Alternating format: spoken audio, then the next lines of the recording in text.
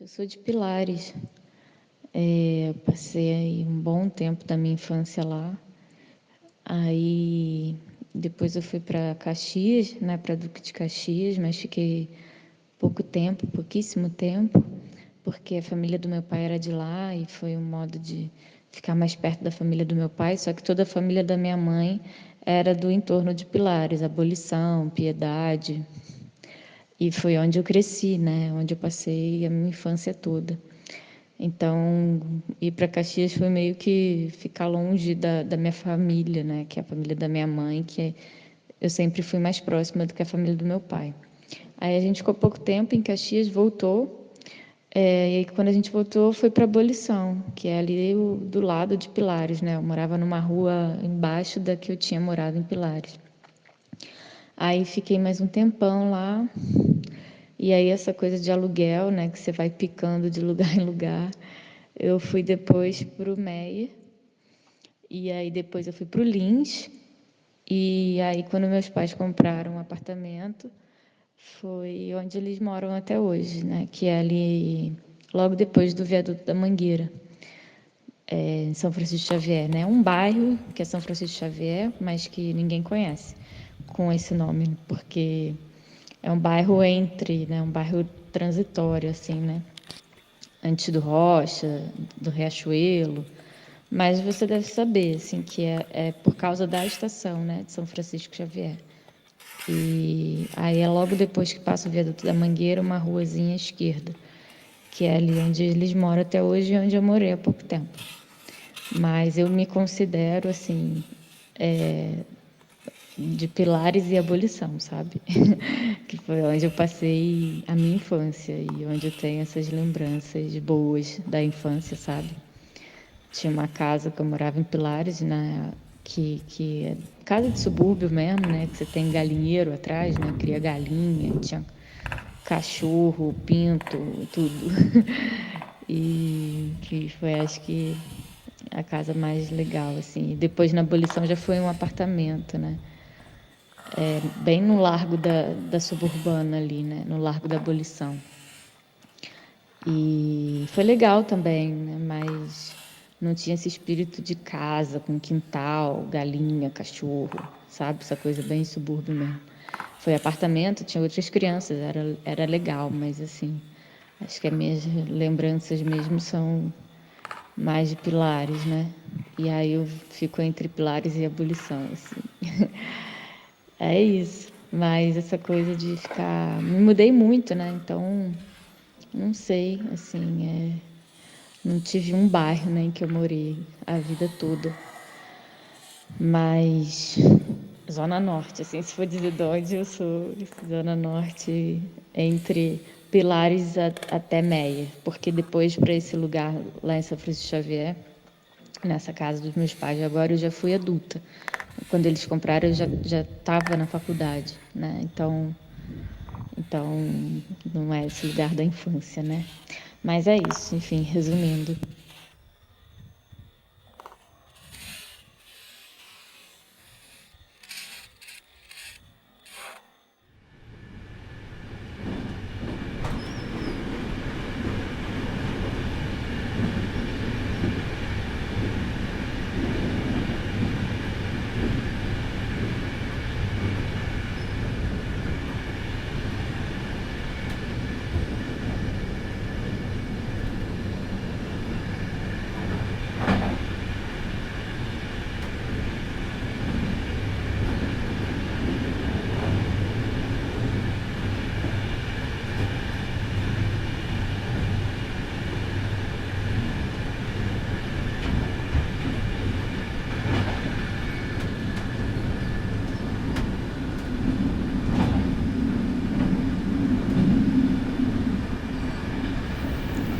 Suburbana. A abolição nunca chegou a Osório.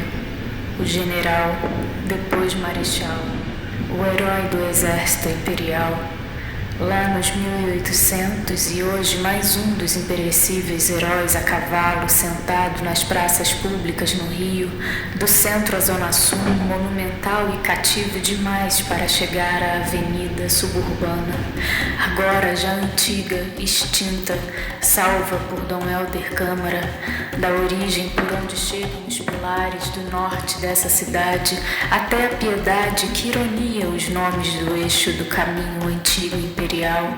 Hoje o prefeito diz caminho troncal, é sem pernas nem braços, dizemos, salvos pelo esquecimento dos troncos dos engenhos, os pilares insustentáveis mãos amputadas não mais alcançam nem a praça, de onde o cavalo de Osório continua avistando a praia, agora salva da abolição, que antes chegava a Ipanema, depois de um caminho longo, até o ponto final do 457, que não chegará mais.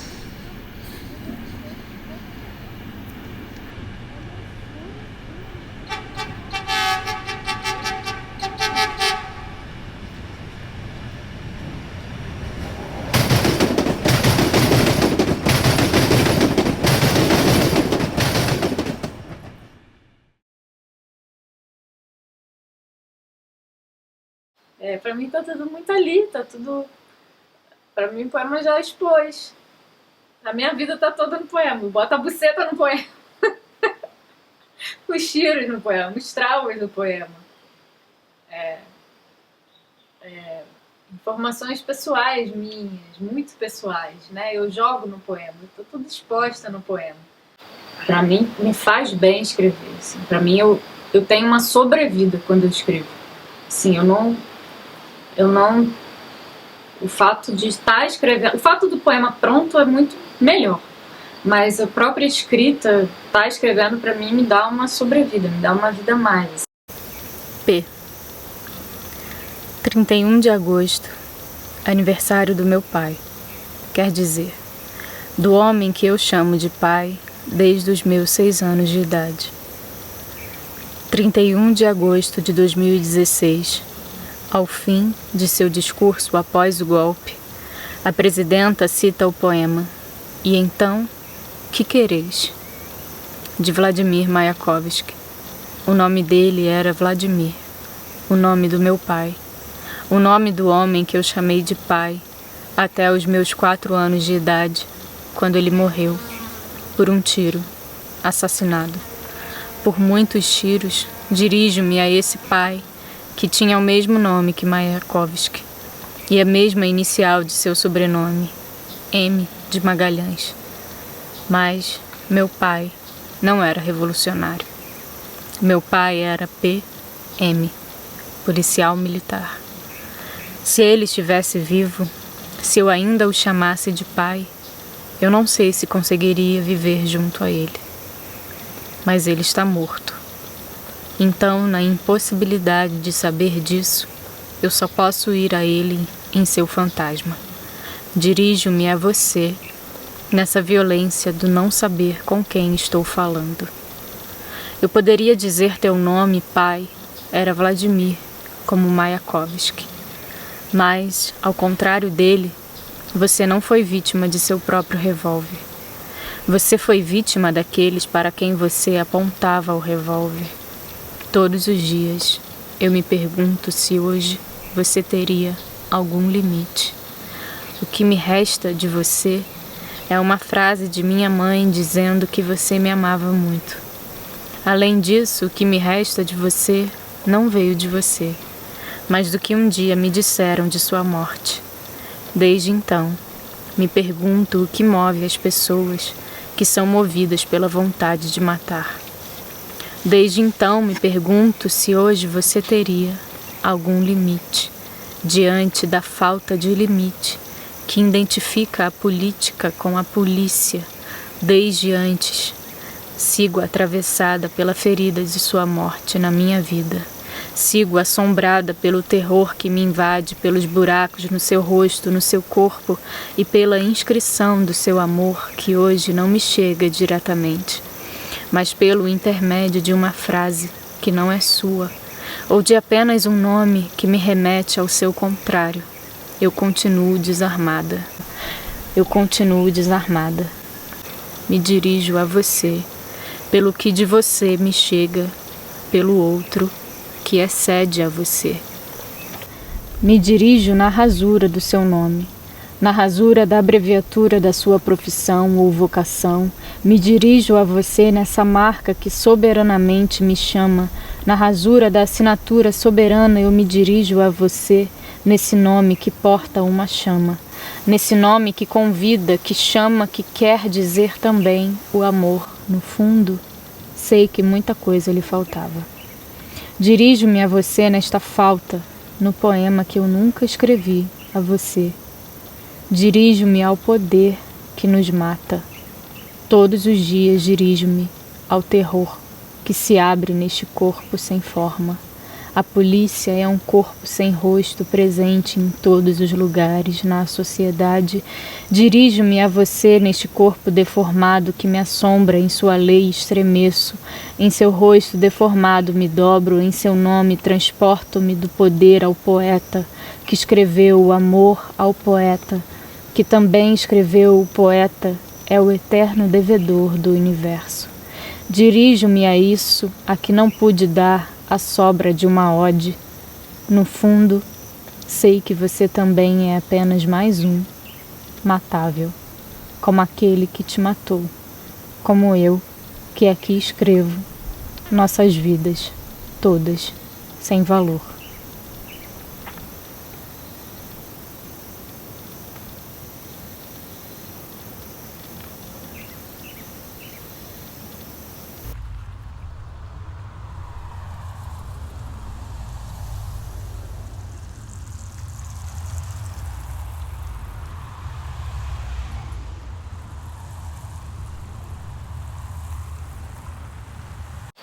Por isso que tá num livro chamado Amáveis também, porque eu acho que é uma diferença tênue, né? Assim, eu acho que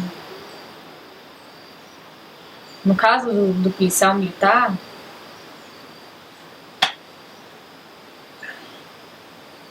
ele é um matável, né? Ele é um matável. Ele tá numa condição, ele está sendo colocado lá como um poderoso, né? Mas obedecendo ordens de poderosos maiores, né? Muito maiores que eles e que não são matáveis, né? Mas ele também é matável, um policial militar. Mas que está nesse limiar entre o que mata e o que é matável, né? Então, tipo, eu acho que o PM, ele é ao mesmo tempo o que mata e o que é matável. Porque eu acho que vem os que matam, que dão ordem aos PMs, né? E é como que há uma educação para a morte, né? Como que você é feito para matar. Só que ele também é um matável, né? E no meu caso, isso ainda se mistura com um afeto, né, de pai. Então, assim, que vem por uma frase da minha mãe que eu falo no poema, né? O que me resta de você é uma frase da minha mãe dizendo que você me amava muito, né? Então ali ele se torna um amável, ele se torna alguém que ama, né? E se torna uma pessoa amável, né? Tem um afeto em jogo nisso também. Então acho que às vezes a gente pensa policiais militares como se fossem monstros, como se não tivessem afetos, né? Mas entra em jogo isso, né? Eu acho que eu estou me havendo com assombrações, como por exemplo do meu pai, né, que eu acho que é a época, o tempo em que a gente vive tem me confrontado com isso a todo momento. Isso tem voltado, né? Como seria se eu tivesse um pai hoje que fosse PM? E eu tenho pensado muito nisso e tentado fazer coisas disso em poemas, assim. Então há essa conversa com um fantasma, com uma coisa que nem eu sei, né, como seria também, uma questão. E como ele é como uma máquina feita para matar, e na verdade é um matável, né? É um matável também.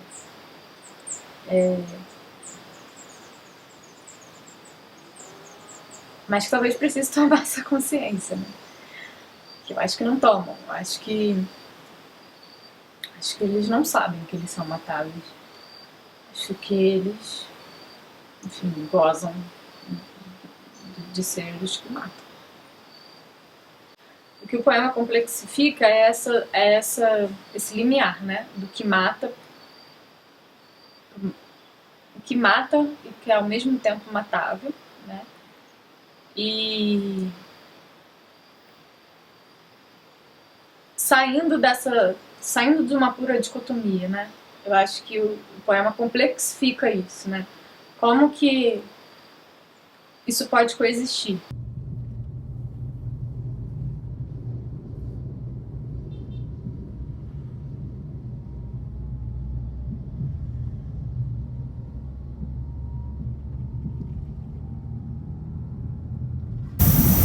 Desvio. Tenho conseguido fugir um pouco de tudo, só para doer menos.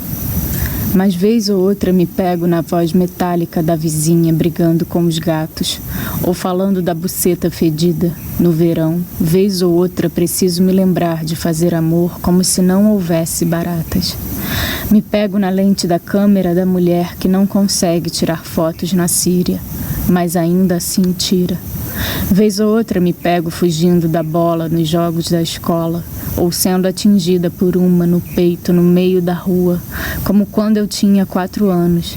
Meu pai saiu armado para brigar. Até hoje eu continuo com medo de bola e de bala. Vez ou outra me pego no cano do revólver do meu pai, errando o caminho da fuga só para não parar em algum lugar do abdômen da minha mãe, que dói mais que a bola no meu peito, e talvez mais que a bala, que continua perdida. Vez ou outra me pego atravessando a mira que meu pai errou, e paro no buraco que a bala acertou em seu corpo, como tudo que vai e volta.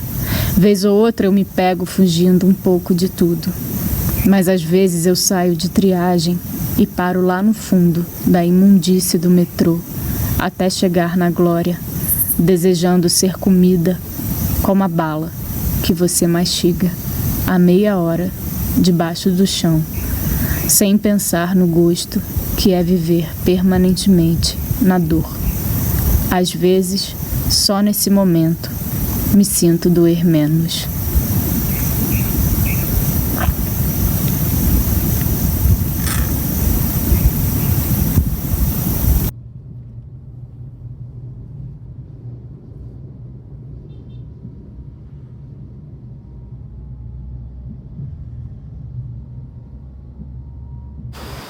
É um tiro que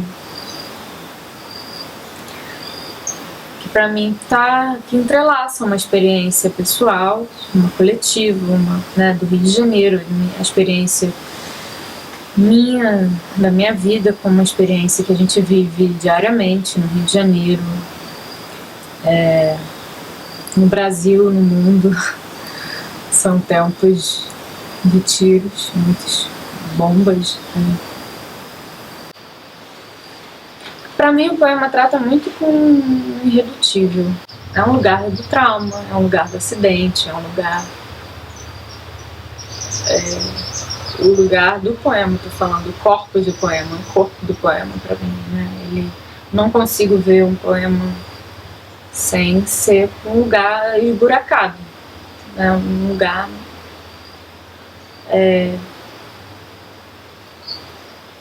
com muitas quebras. É um pouco como eu vejo o poema também, assim, como esse lugar em que eu posso colocar os traumas, o lugar em que eu posso dizer de uma forma esburacada, né? Um lugar em que eu posso dizer de uma forma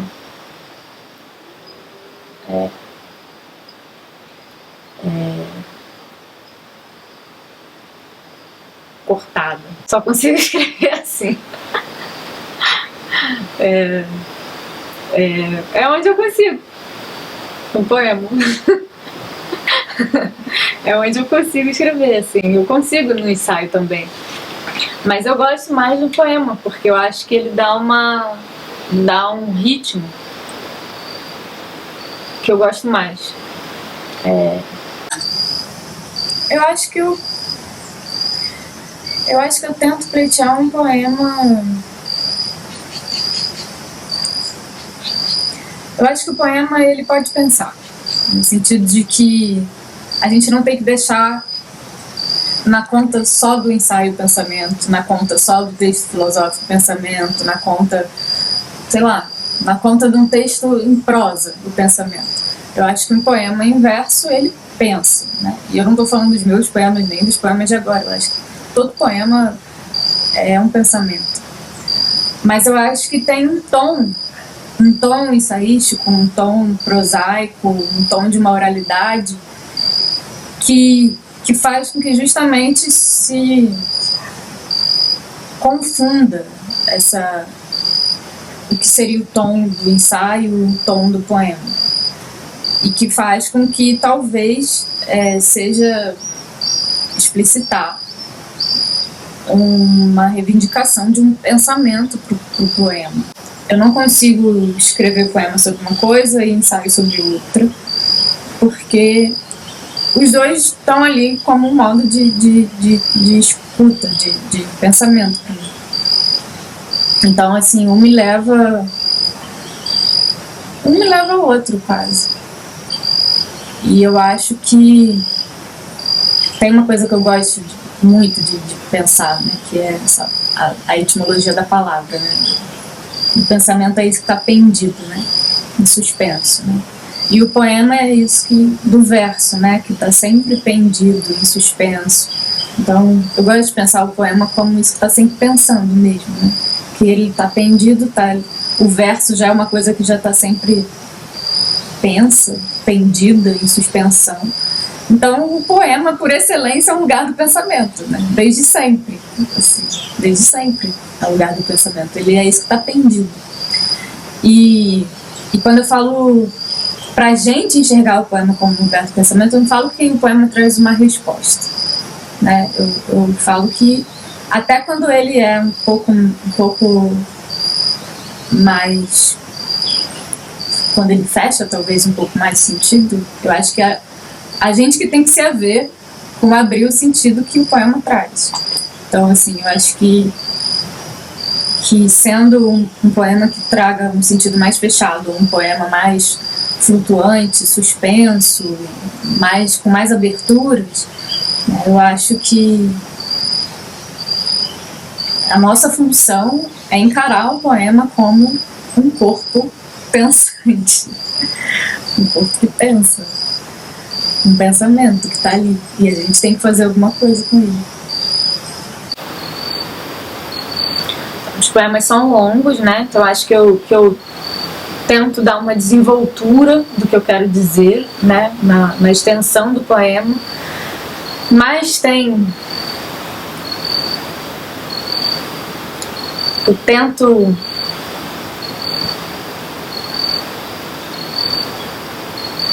tem esse tom prosaico, tem um tom de oralidade, um tom narrativo, especulativo, mas o corte, para mim, né, me permite dar um ritmo.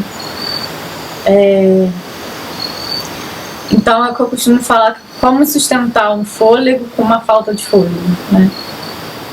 E para mim isso diz diretamente das coisas também que eu estou dizendo no poema.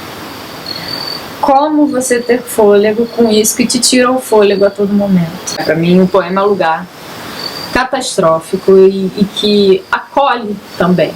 Acolhe a catástrofe, né? Para mim esse lugar em que é um espaço do desastre mesmo, né?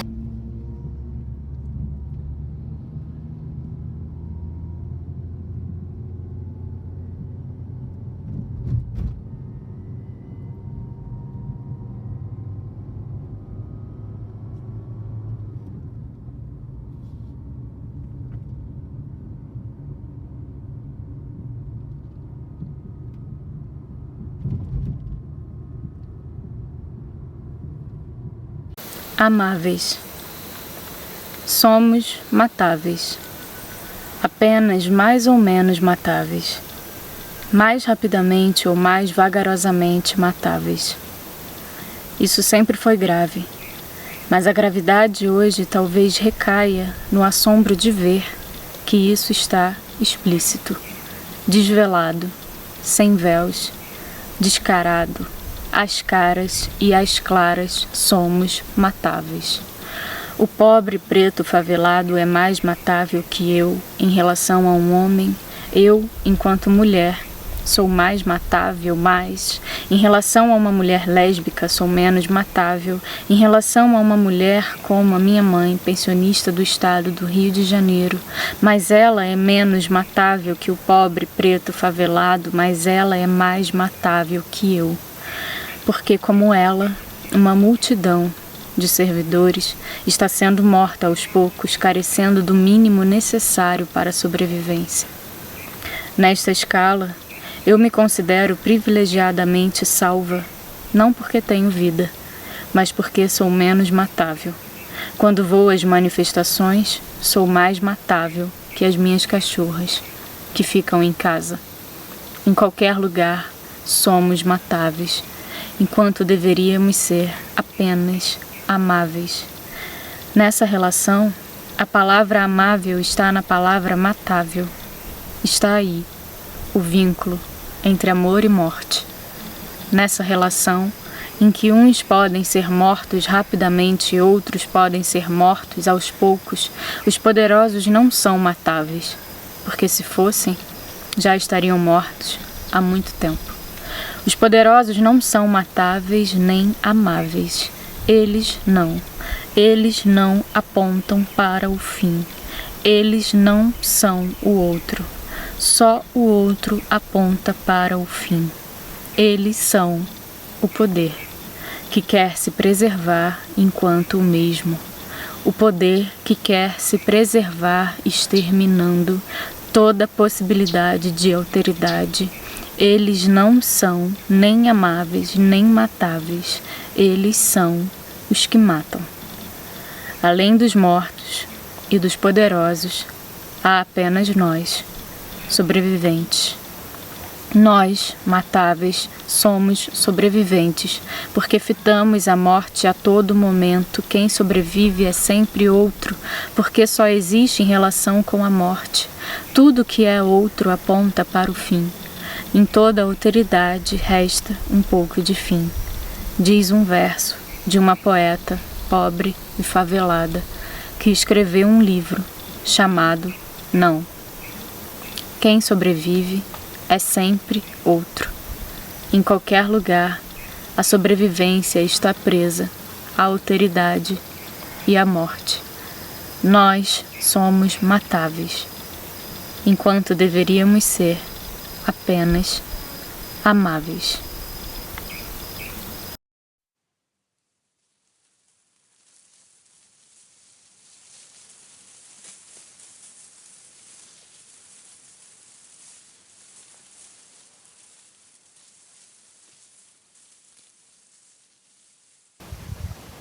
Carta aos gregos. Entre o céu e as ruínas, eu quis te dizer, mãe, a Grécia existe. E seria lindo se você a visse, por um momento. Tenho vontade de antecipar meu desejo de morar longe, só para que você possa ficar mais perto da possibilidade de estar fora. Uma vez na vida, um dia, ver um pouco do resto do mundo, entre o céu e as ruínas. Eu quis te dizer, existe uma sensação de possibilidade que me invade só de ver com as próprias pernas que o mundo é grande mesmo. Entre o céu e as ruínas a vida é possível de muitas formas, mas não sabemos das mãos que um dia construíram todos esses vasos gregos. Só sei das facilidades que me fazem poder estar aqui, entre o céu e as ruínas. Só sei das dificuldades que te impossibilitam, desde sempre, estar aqui.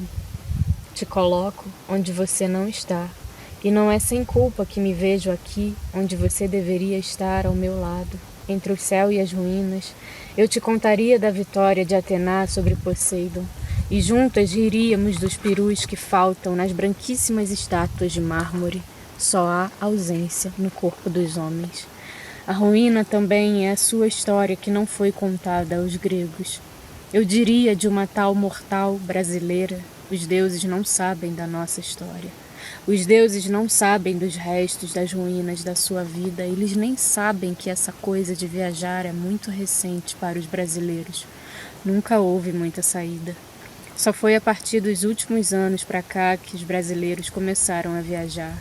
Entre o céu e as ruínas eu só posso estar por uma série de facilidades que minha mãe nunca teve. Agora eu só consigo falar, mãe, entre o céu e as ruínas é difícil sem você. Mas escreva a nossa história onde ela não está.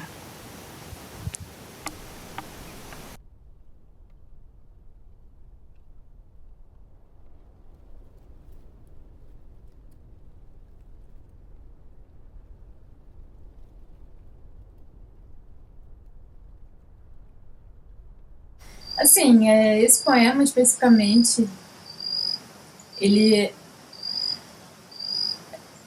para mim, é como se ele tentasse reescrever um pouco a história da cultura ocidental, assim, tipo, uau.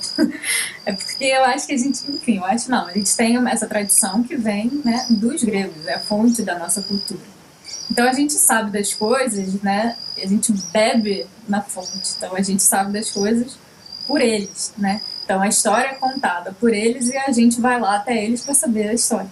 E esse poema é como se eu falasse assim ao contrário, é tipo, vem cá, chega aqui, deixa eu te contar a história que vocês não sabem, né? Então que é a história da minha mãe, mas que na verdade é a história de muitas mulheres, na verdade é a história de brasileiros, né? Assim, não é da minha mãe, não é só de mulheres, assim, de brasileiros em geral, eu acho, né? Nesse momento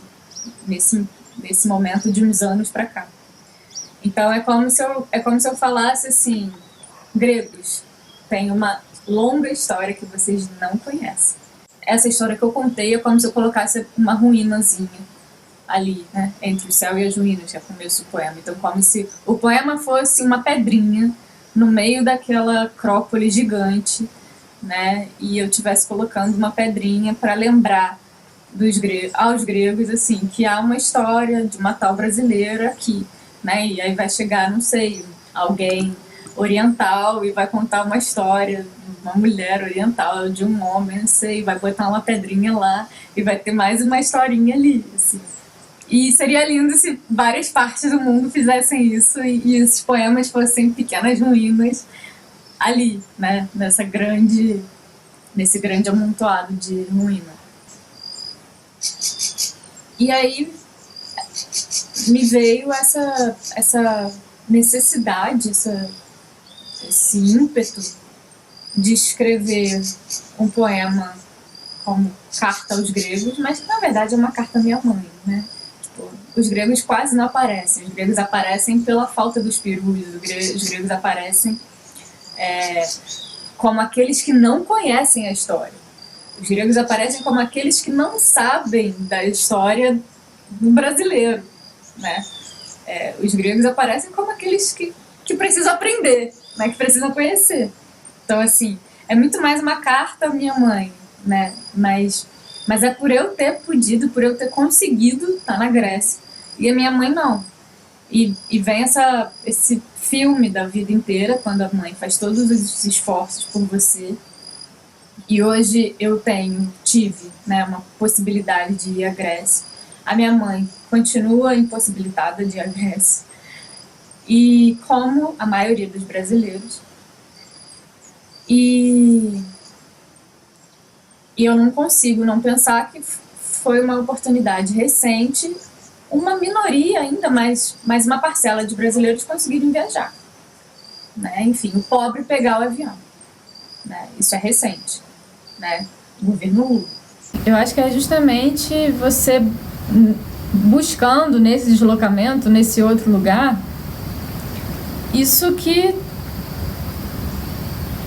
desencaixa, né? Isso que também está excluído desse lugar. Isso ou que esse lugar exclui, ou que está excluído nesse lugar, né? O caco, né? o que não se ajusta, né? O que assobra, o resto, né? O que está marginalizado, né? Eu acho é um pouco esse sentido, né? De chegar na Grécia e falar: Grécia, minha mãe existe, sabe?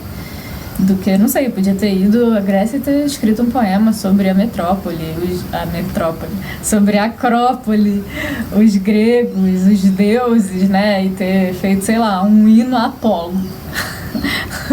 Mas, enfim, acho que correria um risco de cair como uma turista otária no poema e na vida, porque é como eu penso o poema, né? Eu acho que também não é esse lugar para você cair como um turista otário. Então, assim, onde quer que você vá, né? Eu acho que você não pode cair como um turista otário no poema. No Carta aos Gregos tem um pouco de desculpa, né? Em relação à minha mãe, assim, né? Eu falo isso no poema, né? Como se essa minha oportunidade eu não conseguisse lidar com ela, a não ser com alguma culpa, né? Como se eu tô tendo a oportunidade de viajar. Minha mãe não tá tendo e a maioria da população não tá tendo. E assim, o que eu tento fazer com esse meu privilégio é dar uma resposta a esses que não podem viajar. Não é nem uma resposta, é dar uma carta, colocar eles, escrever de outro modo a história, colocar eles em vista, sabe? Porque são invisíveis também. Pensar no poema já me faz pensar em como estar nesse lugar de uma outra forma, né? Como estar nesse lugar de um outro modo. Que eu acho que mas isso é como eu vejo uma exigência do poema. Então, a partir de uma exigência do poema, eu consigo pensar numa exigência para mim, para eu estar nesse lugar de um outro modo, né? Então, é como por uma coisa que eu quero colocar no poema, eu consigo me colocar num lugar de uma forma diferente, né? Que se eu não quero me colocar como uma turista no poema, eu não vou me colocar como uma turista. Vou tentar não me colocar como uma turista aqui, nesse lugar onde eu sou turista, né? Onde eu estou como turista. Eu acho que isso não tá só, isso não diz respeito só quando você vai viajar, né? Mas a como você anda na sua cidade, a como você anda nas ruas, no seu bairro, enfim. Como um modo de estar de uma forma ou outra, no lugar em que você está ocupando, no espaço que você está ocupando. Então, eu não sei, como se para cada lugar que eu estivesse ocupando fosse escrever um poema, eu tenho certeza que eu ia estar de um modo diferente nesse lugar, né? Talvez com um olhar diferente, talvez com uma preocupação maior mesmo com o outro, com isso que está marginalizado, com isso que está excluído. Então eu acho que o poema ele provoca uma outra experiência de você estar no lugar. Para além de um lugar distante, né? Para além de uma experiência de pegar um avião, mas de como você ocupa o espaço, né? O poema, eu acho que é decisivo como uma ética, para o modo de vida, para o modo de olhar, para o modo de andar, para o modo de transitar, né? Para o modo de conviver com o outro. É uma ética que vem do poema, para mim. Que não vem o tempo inteiro, infelizmente. Mas seria bom se viesse.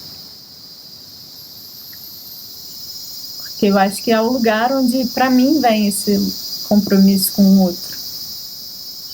Onde está resguardada essa ética, assim. Seria bom se você pudesse fazer isso a todo momento, né?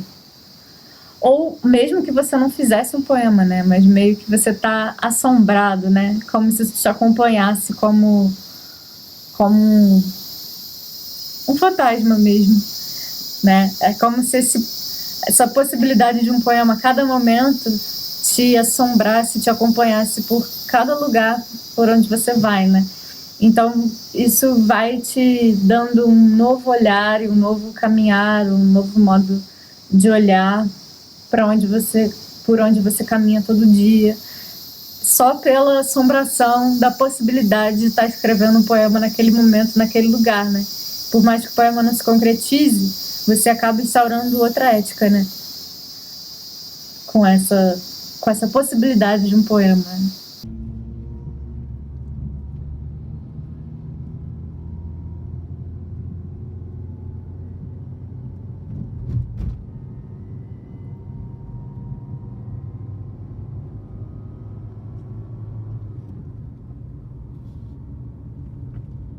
Quando eu falei do esforço, né, que é uma palavra, um significante forte para mim, né, o esforço, porque está diretamente relacionado com a minha mãe. E quando eu falo da minha mãe, é difícil não falar do esforço, porque para mim ela passou a vida inteira fazendo um esforço para conseguir alguma coisa, e esse esforço era gigante, né? Esse esforço para conseguir as coisas, esse esforço para conseguir dar a mim aquilo que ela não pôde ter, esse esforço para me permitir ter condições que ela não pôde, né? Então, tipo, era sempre um esforço, sempre um esforço, sempre um esforço. E ela pagou caro por esse esforço, porque assim, ela agarrou com os dentes um trabalho que permitia alguma coisa a ela, mas que para estar nesse trabalho era praticamente quase um trabalho escravo. Quando eu fui fazer história, eu me dei conta de um modo mais claro que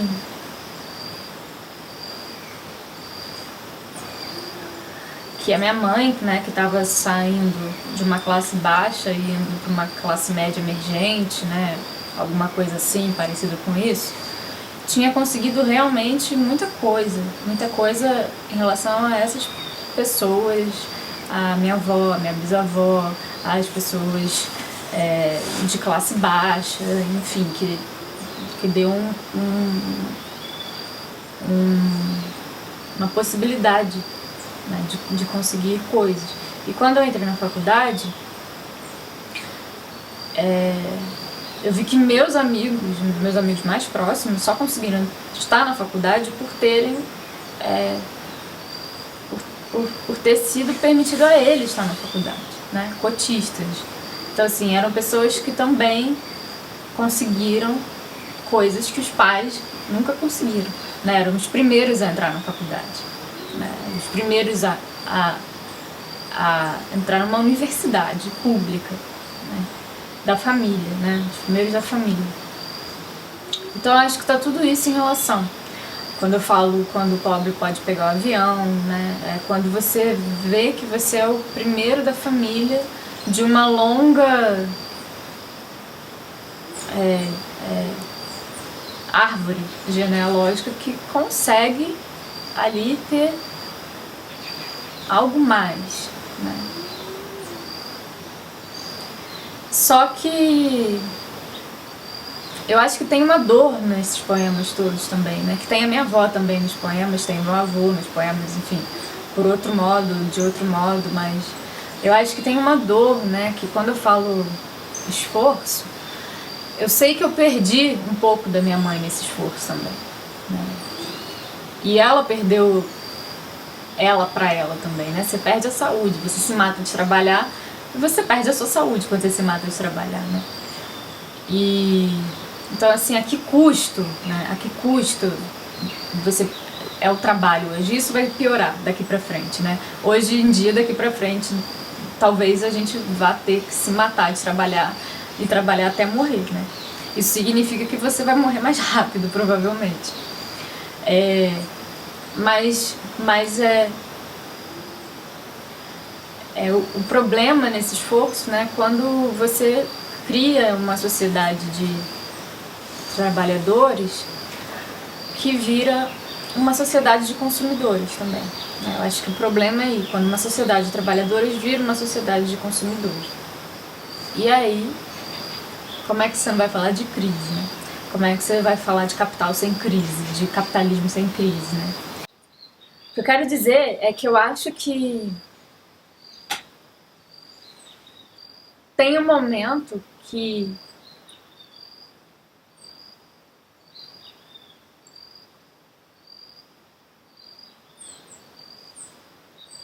você não pode abrir as pernas pro mercado, assim, né? Enfim,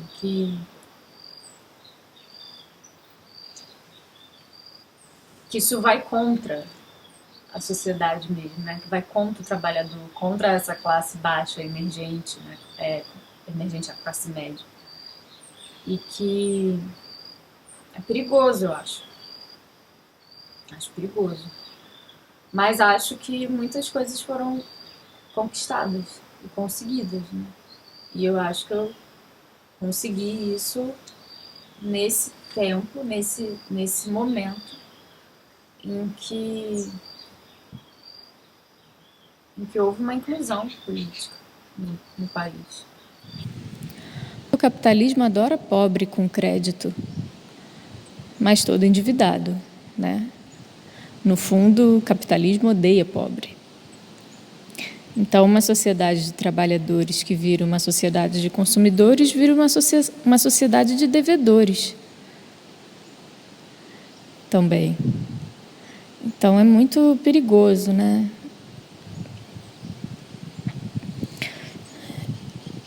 A questão da dívida é importante para mim também. Eu acho que aparece nos poemas, né? O endividado, né? Porque é uma questão da minha vida também, que diz respeito a essa passagem, né, de uma classe baixa para uma classe média, quando você começa a consumir, quando você pode consumir, mas você também começa a dever, né? Começa a ser um devedor. E diferente de como o Mayakovsky fala, né, do poeta, que é uma imagem que eu gosto muito, né, que ele fala que o poeta é o eterno devedor do universo. Eu concordo com isso, eu acho que o poeta está sempre em dívida, mas o poeta está sempre em dívida com aqueles que precisam de um poema, de um mínimo de um poema, né? Então, são todos esses e essas que precisam ser lembrados por um poema. Então, eu acho que o poeta é aquele que precisa dar, né? que precisa doar, que precisa ofertar o mínimo de um poema. Mas que não é a dívida do capitalismo, né? Não são os devedores produzidos pela sociedade de consumo, né? Que você fica refém disso. Então, o endividado, para mim, é forte, é uma questão para mim. Porque como você tratar dessa dívida ao mesmo tempo, né, como um endividado e ao mesmo tempo como um poeta endividado, né, como um poeta que ser endividado é uma condição para ser poeta, mas é uma dívida de outra ordem, né? É uma dívida que precisa estar atento a esses endividados produzidos pela sociedade capitalista, né, que cria uma sociedade de consumidores. E que é uma morte, é um pouco uma forma de matar as pessoas, né, aos poucos. É um pouco uma forma de tornar essas pessoas mais matáveis aos poucos, né? De ir tirando um pouco a vida delas. E tem um poema, né, que eu falo isso também, que tem até as estações de trem e tem relação com a pobreza, com o pobre, com uma indignidade, né? E que acho que o poema termina falando tanto faz se você está vivo ou está morto, né? É a mesma merda, permanecer em dívida, né? Você continua em dívida.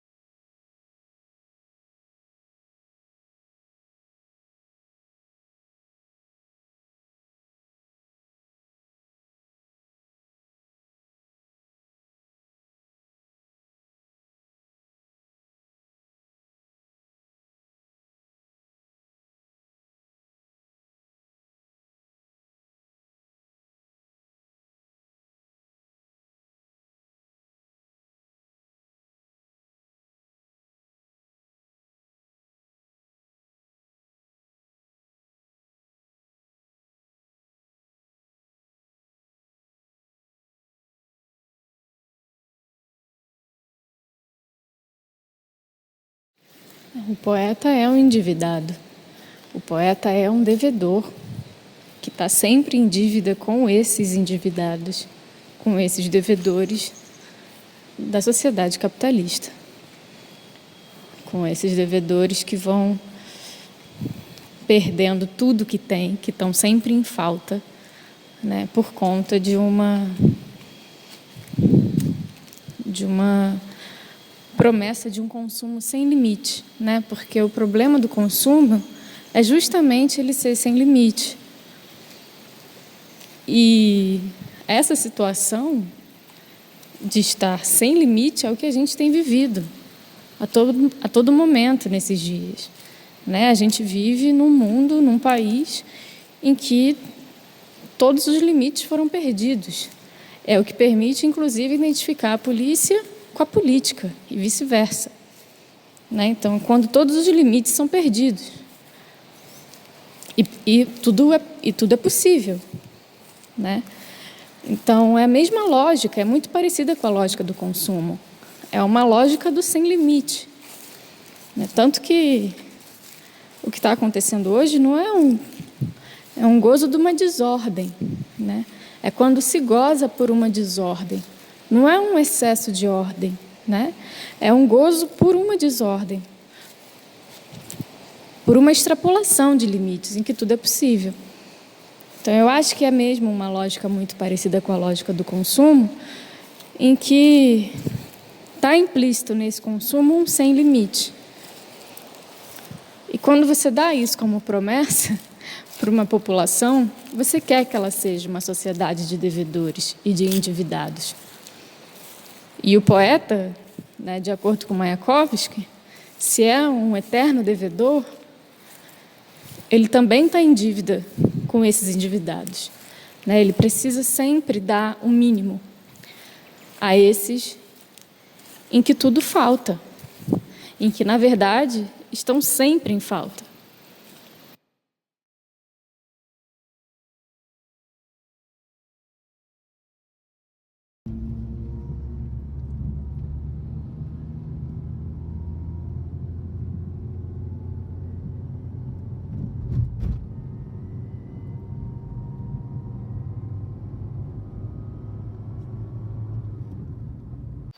Então, assim, não é que eu discorde com as pessoas que dizem, concordam com o fato de que toda poesia seja política, né? Toda arte é política, toda poesia é política. Eu acho que por um bom momento a gente precisou falar isso. E eu acho que bom, né, que se deram conta disso. Só que eu fico pensando agora. E agora me interessa algo mais. Agora me interessa uma poesia que, para dizer que é político, ela precisa incluir aquilo que a política sempre excluiu.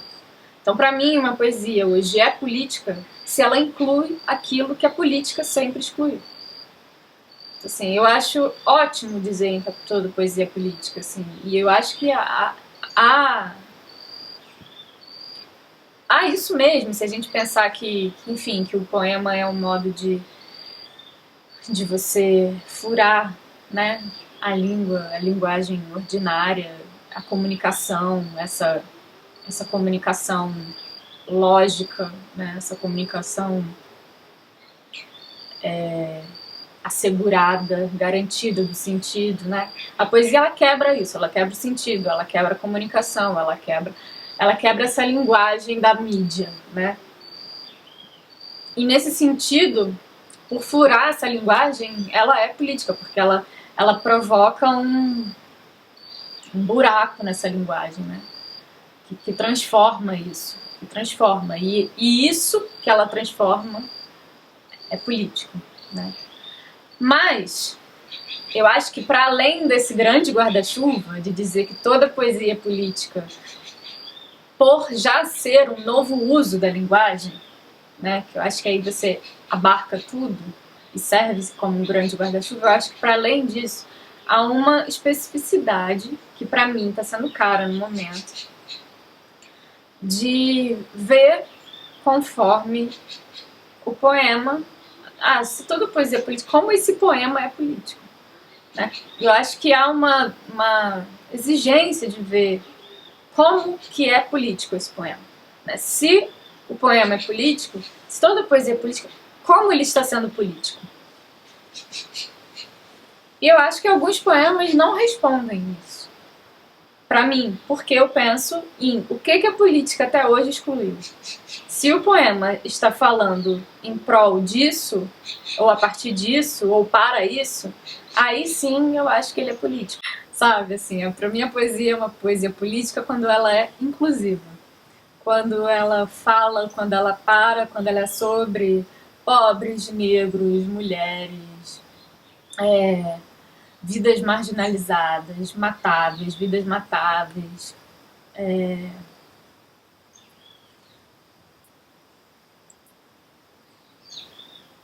Emudecimento, pessoas, né,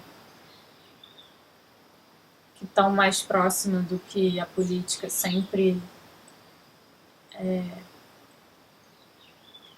designou como aqueles mais próximos do animal, né, daqueles que não discursam. Então, se a poesia abraça isso, para mim ela é uma poesia política, né, porque a política ela sempre excluiu esses que não discursam, esses que estão mais próximos de uma animalidade, os pobres, as mulheres, os escravos na época da Grécia, né, os bárbaros na Grécia, né. Então, assim, que hoje a gente pode pensar em termos de estrangeiros, imigrantes, né, são os bárbaros, né, outros bárbaros, né. Então, acho que há um compromisso da poesia, e quando ela inclui isso que a política sempre excluiu, isso que a nossa política ocidental sempre excluiu, ela é uma poesia política, né? Para além de uma designação mais geral que diz que toda poesia é uma poesia política, por já ser um furo à linguagem. Assim, concordo com isso, mas para mim hoje eu preciso um pouco mais, sabe? Para mim hoje a gente precisa, para mim por uma questão de circunstância, por uma questão de necessidade, eu, como sabe, tivesse que dar um zoom, sabe, e enxergar um pouco mais, assim, pra mim. O poema, eu não tenho nenhuma preocupação em ser conciso. Então, assim, o poema para mim é esse lugar onde eu posso dizer, num sentido ético, né? Porque eu sempre gosto de marcar esse eu posso dizer, né? Porque eu acho que a gente está num momento em que esse posso dizer virou poder falar tudo, e eu não estou falando disso, né? Eu estou falando de outra coisa. Estou falando não desse poder dizer tudo, poder falar tudo que as pessoas estão confundindo já há alguns anos com democracia, com liberdade de expressão. Poder falar tudo não é democracia, não é liberdade de expressão. E quando a gente pode falar tudo, justamente acho que para mim significa que a gente não está numa democracia, que a liberdade de expressão foi violada, e que se certas pessoas estão podendo falar tudo e elas não estão sendo presas, isso significa que a gente não está numa democracia. Porque quando tudo se torna possível, né, que é uma frase que a Hannah Arendt define o momento dos campos de concentração, quando tudo se torna possível.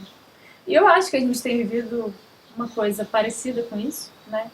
Que todo dia você se dá conta de que o pior está acontecendo. Todo dia o pior está acontecendo. Então é isso, quando tudo se torna possível.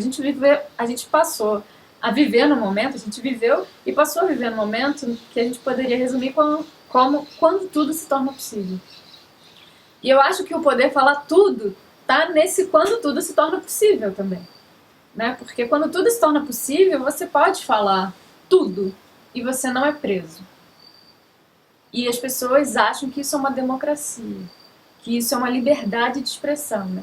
E isso não é uma democracia, isso viola o outro, isso viola a liberdade de expressão. E quando isso viola o outro, não é uma democracia. Então, enfim, também acho que a gente não vive numa democracia há um tempo. Aí voltando para a coisa da política, né, para a coisa do o que a poesia inclui, que a política exclui, e que, para mim, a gente, na nossa recém-nascida democracia frágil, o que a poesia hoje também diz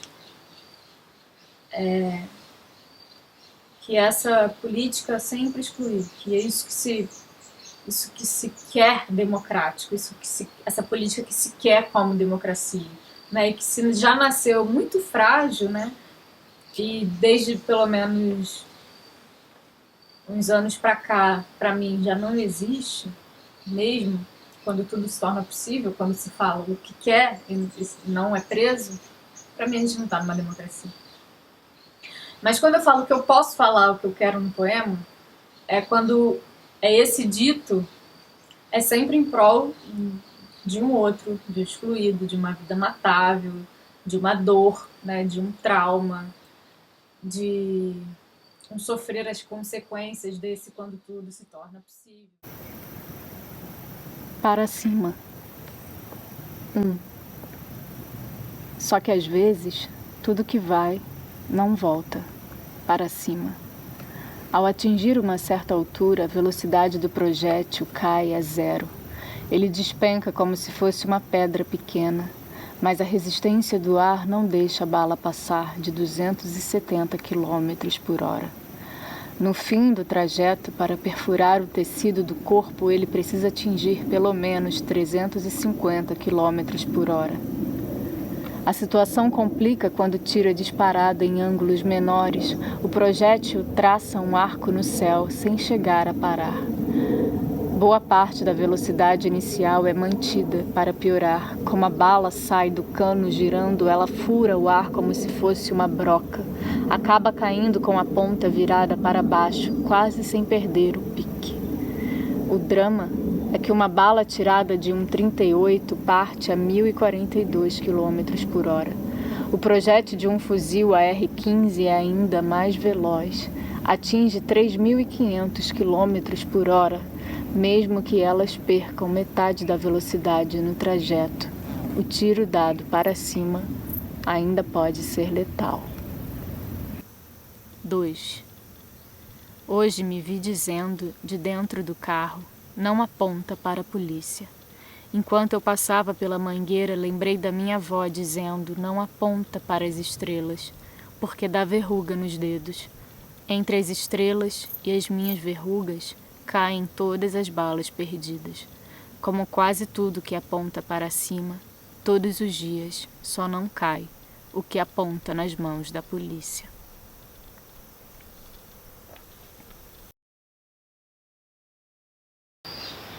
Num livro intitulado Como Amáveis,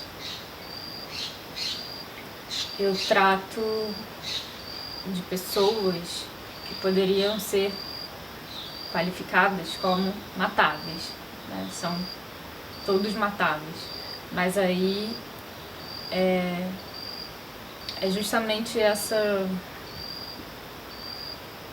pleiteando a defesa de que essas pessoas sejam amáveis e não matáveis, né?